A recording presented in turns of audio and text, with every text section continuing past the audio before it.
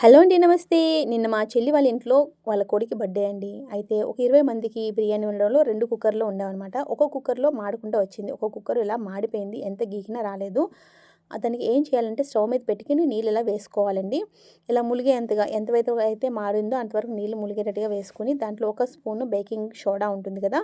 అది వేసుకోవాలి. సర్ఫ్ వేసినా పర్లేదు, వేయకపోయినా పర్లేదండి. మీకు కావాలనుకుంటే సర్ఫ్ కూడా వేసుకోవచ్చు. కానీ వేయకుండా కూడా నీట్‌గా క్లీన్ అయిపోతుందండి. ఇలా వేసిన తర్వాత ఒక 5 మినిట్స్ దాన్ని అలా మీడియం ఫ్లేమ్ మీద ఉంచేయాలనమాట. మధ్య మధ్యలో ఇలా కలుపుతూ ఉంటే మనకు తెలిసిపోతుందనమాట. కలపకపోయినా కూడా ఈజీగా వచ్చేస్తుంది. కానీ కలుపుతూ ఉంటే ఇంకా తొందరగా ఉడికిపోతుంది. చూసారు కదా! మొత్తం అంతా బాగా ఊడిపోయింది కదా! మాడిపోయిందంతా.